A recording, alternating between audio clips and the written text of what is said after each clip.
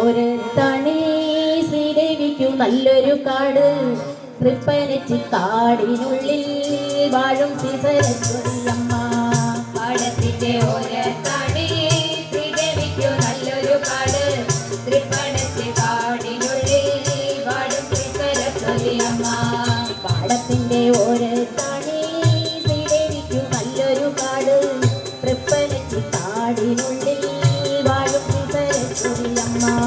പാടത്തിന്റെ ഒരു